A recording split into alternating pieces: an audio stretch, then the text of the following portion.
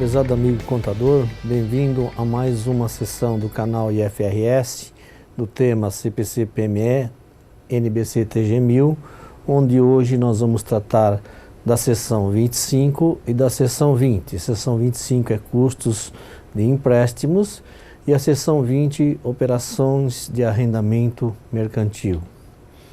Bom, dentro desta regra, as contas que serão afetadas serão caixas e equivalentes de caixas, imobilizado e o intangível para o balanço patrimonial no ativo. Para o passivo, nós teremos as contas de empréstimos a pagar no curto e no longo prazo e também a conta do patrimônio líquido, que é reserva de lucros. Nas contas de resultados, as que serão afetadas serão os custos dos produtos, as despesas administrativas, o resultado líquido do exercício e o resultado financeiro líquido, exatamente em função de que os custos gerais dos arrendamentos mercantis estarão impactando nestas situações. E também custos de empréstimos. Bom, nos custos de empréstimos, o alcance dessa seção especifica que a contabilização dos custos de empréstimos corresponde a quê? Juros e outros custos que a entidade normalmente incorre em conexão com a obtenção de um recurso, de um empréstimo ou de um financiamento. Então, isso implica em custos de empréstimos, Os custos de empréstimos normalmente incluem o quê? As despesas de juros, que são calculadas por meio de utilização do método da taxa efetiva de juros, conforme descrito na seção 11, que são os instrumentos financeiros básicos. Também impõem os empréstimos de juros encargos financeiros relativos aos arrendamentos mercantis, que neste caso são reconhecidos em conformidade com a seção 20, arrendamentos mercantis, operação de arrendamento mercantil. Inclui ainda as eventuais variações cambiais que são provenientes de empréstimos em moedas estrangeiras, na extensão em que são considerados como ajustes de custos dos juros. O reconhecimento. A entidade, em geral, no caso dessas operações, deve reconhecer todos os custos de empréstimos como despesas no resultado do período em que elas são incorridas. Aqui há a abertura de um destaque. Em algumas situações, isso é muito específica, parte dos custos dos empréstimos poderão ser reconhecidos como ativo. Nesse caso, é quando estiver tratando do full CPC, mas é uma situação bastante específica, da qual não está sendo tratada nesta seção do CPC. Os custos de empréstimo, as empresas têm que tomar alguns cuidados com relação à divulgação. Então, a entidade deve divulgar os custos de financiamento, ou seja, quais são os totais das despesas, e levando em consideração a utilização do método da taxa efetiva de juros, ou seja, aquela taxa que realmente está implícita dentro do contrato. E isso na aplicação dos passivos financeiros que não estão mensurados pelo valor justo ou por meio de resultado, ou seja, uma situação específica. Esta seção não exige qualquer outra divulgação adicional. Bom, agora nós vamos tratar de um tema que é bastante usual, é muito prático no dia a dia, muito comum no dia a dia das empresas, que é as operações de arrendamento mercantil. Então, o arrendamento mercantil dentro do CPC-PME, ele é tratado na seção 20, que fala exatamente sobre os arrendamentos mercantis. Bom, as operações de arrendamento mercantil normalmente estão classificadas em duas situações. Então, nós temos o arrendamento mercantil financeiro e o arrendamento mercantil operacional. Então, vale destacar que dentro dessa questão que nós estamos tratando, Nós vamos falar exclusivamente sobre o arrendamento mercantil financeiro e no que for tocante, no que for pertinente ao arrendatário. Porque o tema arrendamento mercantil, ele é bastante amplo. Então nós temos a situação do arrendador, do arrendatário, o arrendamento mercantil financeiro, que é o que nós vamos tratar, e também o arrendamento mercantil operacional. Então o foco aqui seria arrendamento mercantil financeiro. Então, o que é o arrendamento mercantil financeiro? Na essência, é aquele que transfere substancialmente todos os riscos e benefícios inerentes à propriedade.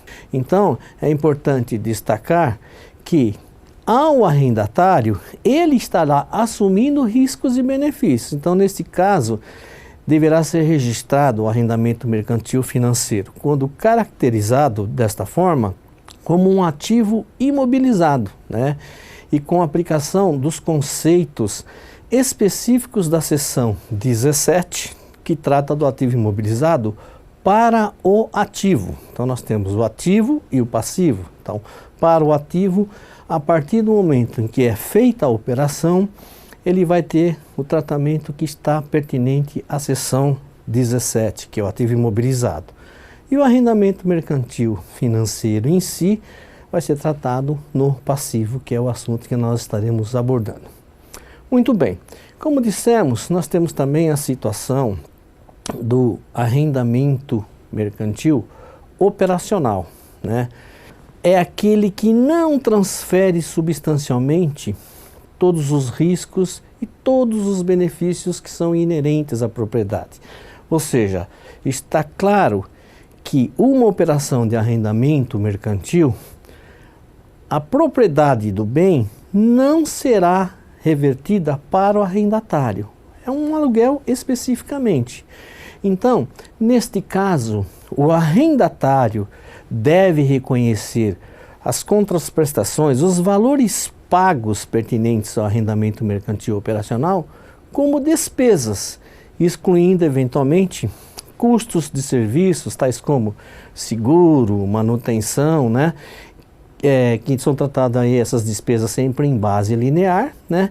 Exceto em casos específicos de existência de outras bases, por exemplo, né? Uma outra base para arrendamento mercantil, sistemática, que seja mais representativa do padrão temporal do benefício do usuário, mesmo que os pagamentos não sejam realizados nessa base. Ou então, se os pagamentos estiverem em uma estrutura de modo a aumentar em linha com a inflação, ou seja, tem algum tipo de indexador ou algum outro indexador, independente de ser ou não uma taxa que dá um padrão temporal para a operação. Bom, aí nós temos então uma situação de exemplos de outras naturezas a qual se classifica um arrendamento mercantil ou que pode ser classificado como arrendamento mercantil. Então, é claro, a primeira situação, quando transfere a propriedade do bem para o arrendatário no fim do prazo do arrendamento. Ou seja, a situação primeira seria essa, transfere toda o bem no final do contrato, ele é do arrendatário, ou seja, ele tem a condição inicial de que no final do período aquele bem é dele, então a propriedade é dele. Então essa é uma das características do arrendamento mercantil financeiro. A outra situação em que o arrendatário tem a opção de compra do ativo por preço que ele espera que seja mais baixo que o valor justo na data da opção e que seja exercível de forma que, no início do arrendamento, seja razoavelmente certo que a opção será exercida. Ou seja, o arrendatário e o arrendador, eles têm mais ou menos já pré-definidos as bases gerais da operação e que é certo que no final do contrato aquilo vai ser exercido, ou seja, o bem vai ficar com o arrendatário. Então, essa é uma das outras condições que tem que ser levada em consideração na classificação do arrendamento mercantil financeiro. Temos mais, né? Uma outra situação em que o prazo do arrendamento cobrir a maior parte da vida útil econômica do ativo, ainda que a propriedade não seja transferida. Evidentemente que nós temos que levar sempre em consideração que o prazo do contrato do arrendamento vai cobrir a maior período da expectativa de vida daquele ativo. Uma outra situação que nós devemos levar em consideração também é, no início, o valor presente dos pagamentos, no mínimo, totalizam pelo menos substancialmente todo o valor justo do arrendamento. Ou seja, existe aí no início dos pagamentos, no período primário do contrato, a operação de forma que você consiga ter o prazo desses pagamentos cobrindo esse período em termos de valor, ou seja, o valor presente é maior. Uma outra situação é em que o caso em que os bens são de natureza especializada, tal que apenas o arrendatário pode usá-los sem grandes modificações. Então, é uma coisa bastante específica. Uma outra situação, se o arrendatário puder cancelar o contrato, as perdas do arrendador decorrente desse cancelamento forem suportadas pelo arrendatário. Ou seja, se é um compromisso de um contrato mercantil, de um arrendamento mercantil financeiro, e houver o cancelamento, a suspensão do contrato, ou seja, se ajustar aquilo não vai continuar, todos os custos, todas as perdas deverão ser assumidas integralmente pelo arrendatário.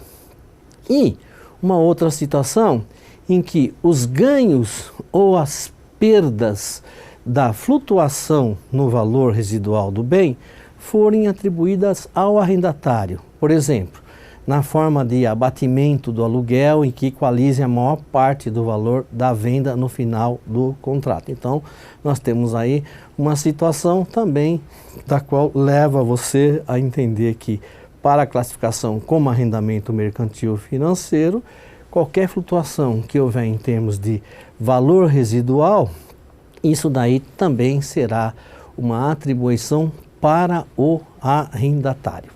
E por fim, se o arrendatário tem a capacidade de continuar o arrendamento mercantil por um período adicional com pagamentos que sejam substancialmente inferiores ao do mercado. Então, são situações bastante claras, específicas. Porém, nós temos que fazer aí ressaltar, né, que os exemplos que são pontuados aqui, os 8 exemplos, nem sempre podem ser tidos como casos conclusivos, né?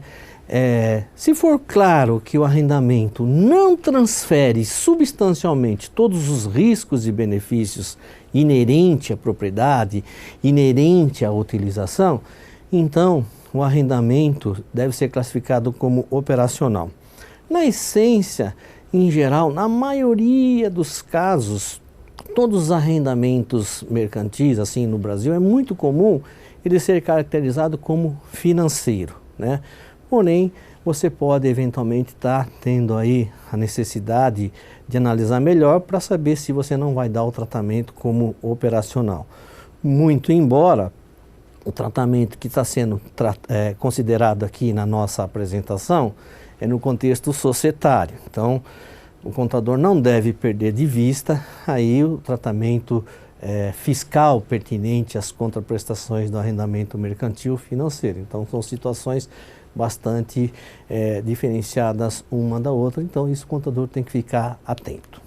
As operações de arrendamento mercantil, a classificação do arrendamento é feita quando? No momento que dá início à operação, no contrato onde é feita toda a definição. Então, isso tem que ser mantido, ou seja, não pode ser alterado em momento algum, durante todo o período do contrato. Evidentemente, se houver aí alguma situação em que possa haver exceção, o arrendatário e o arrendador concordarem em alterar um ou outro dispositivo. Então, são coisas bastante específicas. Situações outras que não a simples renovação do arrendamento. Então o arrendamento tem que ser bem caracterizado. Neste caso, a classificação do arrendamento deve ser reavaliada.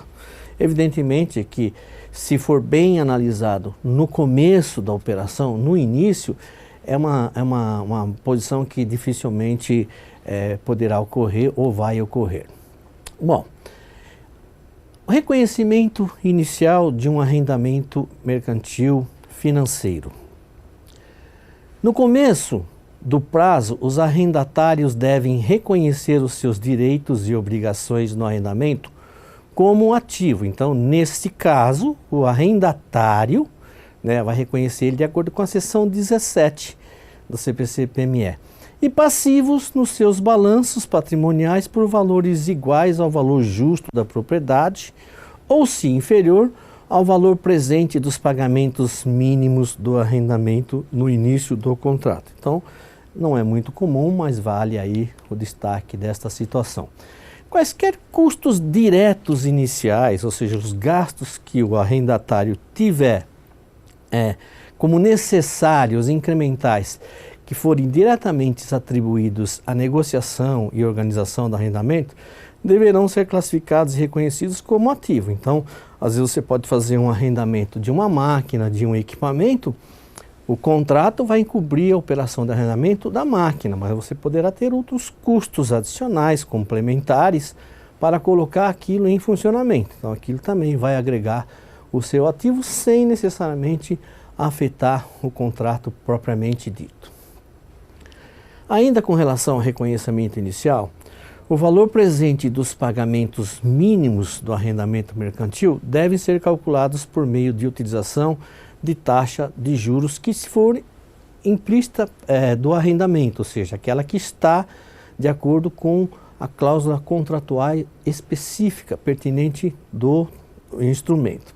Se essa taxa de juros não puder ser determinada, o que é bastante improvável, mas é muito comum você ter a taxa, se ela não for possível ser determinada, a taxa de juros incremental do financiamento do arrendatário deve ser utilizada uma outra taxa, Aí nós temos, depois que você faz a operação, situações posteriores, ou seja, mensurações que vão ocorrer subsequente ao início, Então, o arrendamento deve ser, de uma certa forma, segregar sempre os pagamentos mínimos do arrendamento entre o encargo financeiro e a redução do passivo. Ou seja, você tem que deixar claramente separado no seu balanço o que corresponde à parcela específica do arrendamento, acrescido dos encargos, mais a redução dos encargos. Ou seja, deixar isso bem demonstrado na sua peça contábil, o que refere-se ao arrendamento com os encargos e o que refere-se a encargos especificamente. Ou seja, todo o passivo tem que estar apresentando a situação real. E isso, evidentemente, considerando curto e longo prazo, e também utilizando aí o método da taxa efetiva de juros. Taxa efetiva de juros dentro daquela situação que foi estabelecida na contratação, na operação. Isso está tratado nas seções 11.15 e 11.20 do CPC-PME. O arrendamento deverá alocar os encargos financeiros para cada período durante o prazo específico do arrendamento, de forma a produzir uma taxa de juros periódica constante sobre o saldo remanescente do passivo.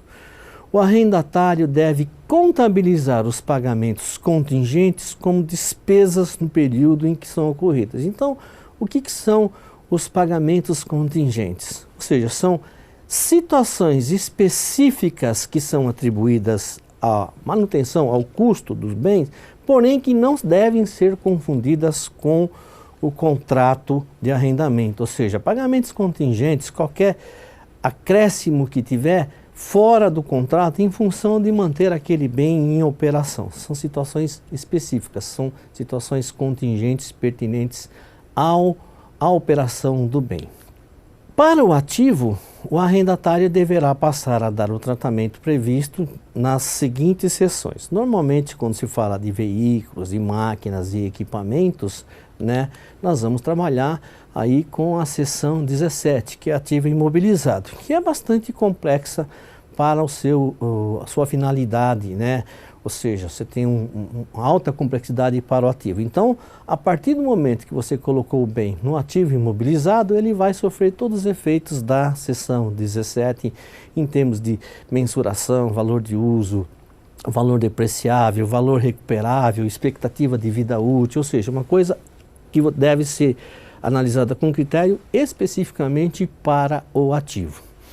Também poderá, eventualmente, ter uma operação que envolve aí o ativo intangível. Então você vai trabalhar com a seção 18, exceto, evidentemente, as situações de ágios por expectativa de rentabilidade futura, o famoso goodwill. E também na seção 19, que trata da combinação de negócios e ágios de expectativa de rentabilidade futura. O mais comum para as operações de arrendamento mercantil é a prática da seção 17. Ainda no contexto da mensuração subsequente, se não existir, por exemplo, uma razoável certeza de que o arrendatário obterá a propriedade no final do prazo do arrendamento, o ativo deve ser totalmente depreciado durante o prazo do arrendamento de sua vida útil em que for menor. Então observa que nesta situação ele se confunde um pouco com o arrendamento mercantil operacional, ou seja, eu vou julgar todos os custos da depreciação como despesa no prazo do contrato, porque eu não tenho certeza de que eu vou ficar com o bem. Evidentemente que essa situação deve ser muito bem definida no início do contrato. Se houver, isso o CPC é claro, principalmente o full CPC que trata da situação, o arrendamento mercantil for caracterizado como financeiro e a empresa der tratamento como operacional, na certeza de que não vai ficar com o bem, não tem nenhum problema. Se no final ele mudar de ideia, também não tem problema, desde que ele refaça a contabilidade passada. Então, porque não houve no início uma definição clara de qual seria a situação a ser tratada.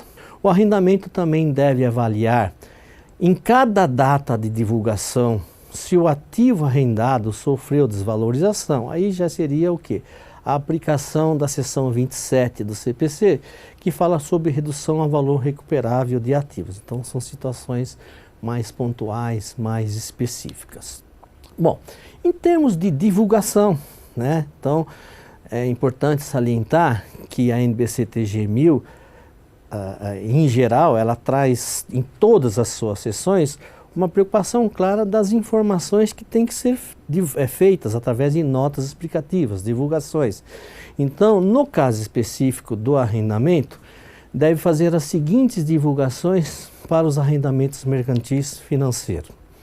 O total dos pagamentos futuros mínimos que o arrendamento, ao final do período de divulgação, para cada um dos seguintes períodos, ou seja, quanto que eu vou pagar até um ano, ou quanto eu vou amortizar do principal mais os juros, quanto eu vou ter de amortização de juros e principal, de amortização do principal e pagamento de juros para período que for maior que 1 até 5 anos, e também se for um contrato de mais de 5 anos, a mesma situação. Então, contexto de divulgação. Uma descrição geral dos acordos relevantes do arrendamento do arrendatário incluídos. Por exemplo, informações sobre pagamentos contingentes, ou seja, tem que deixar claro se existia algum tipo de contingência fora do contrato, opções de renovações ou de compra e cláusula de reajustes, subarrendamento, se for o caso, né? Subarrendamento mercantil, você faz a operação para estar fazendo uma outra operação. E quais são eventualmente as restrições que podem estar sendo colocadas aí no contrato. Então, são informações adicionais que vão ser colocadas em divulgação a título de nota explicativa. Agora, só para dar vamos dizer assim, um entendimento melhor, nós temos uma pequena simulação de uma operação de arrendamento mercantil. Nós estamos aqui dando um exemplo de aquisição de uma máquina num contrato de arrendamento mercantil financeiro. Vamos imaginar um bem cujo valor seja 200 mil, uma taxa contratada a 1,75% ao mês, para pagamento em 24 meses. Então, fazendo o cálculo financeiro, nós vamos ter em 24 meses, 24 parcelas de 10.277,13 e, com isso, um total a ser pago de 246.651. Então, observa que numa operação de 200 mil em 24 meses, 46.651 serão exatamente os juros produzidos.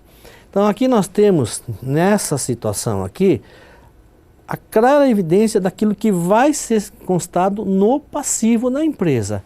E aqui nós temos a definição da expectativa de vida útil. Nós estamos falando de uma máquina. A empresa definiu que a expectativa de vida útil econômica dela é 15 anos e que ao final dos 15 anos ela consegue ainda recuperar 15% do valor. Então, nós temos a atribuição do valor de uso de 170 mil, que é o valor que eu vou depreciar num prazo de 15 anos, o que produz aí uma depreciação de 944,44. Mas essa é a situação de ativo, nós estamos tratando basicamente aqui.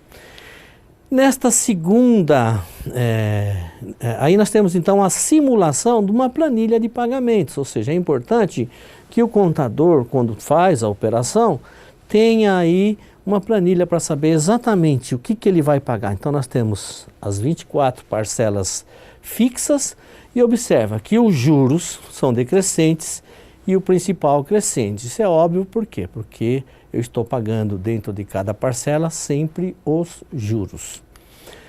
E aí nós temos a contabilização, um exemplo da contabilização da operação no seu início, ou seja, débito, ativo não circulante, imobilizado, máquinas e equipamentos, pelo valor de 200 mil, e eu vou ter créditos, e tem que ficar atento no ativo circulante e não circulante. Então, observa que quando ele diz para você que você tem que ter a conta redutora, você tem aqui o crédito no curto e no longo prazo, corresponde ao total da operação. E quanto que eu vou ter de juros a incorrer nos primeiros 12 meses e nos últimos 12 meses? Então, a soma do residual aqui da conta credora no curto e no longo prazo produz exatamente os 200 mil. E as contas devedoras produz exatamente os 46 mil, que são os meus juros, o que eu vou ter que pagar ao longo do contrato como encargos financeiros. E isso vai ser tratado especificamente como despesa. Observa lá que você tem encargos financeiros a incorrer e a apropriar. A contabilização, então, do pagamento. Então, nós temos aqui como exemplo a primeira e a segunda parcela. Débito do passivo circulante, empréstimo e financiamento. Operação de leasing financeiro a pagar, observa que é constante, sempre 10.277,15. E o que eu vou acreditar? O meu ativo, evidentemente, caixa ou equivalente de caixas pelo pagamento, e aí eu tenho que fazer o lançamento correspondente à apropriação dos encargos, ou seja, aquela conta que aparece no passivo como devedora redutora, eu simplesmente vou transferir para a despesa financeira. Observa que os valores são semelhantes, creditando, evidentemente, aquela conta de encargos financeiros a incorrer e a apropriar. Para finalizar, nós temos esse último slide, onde nós temos que ressaltar que o valor da depreciação correspondente aos encargos, o valor é específico ao valor de uso.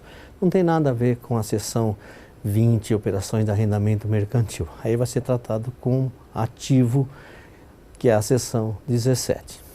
Então, prezado profissional da contabilidade, era isso que nós tínhamos a apresentar para vocês por este momento e agradecemos. Obrigado.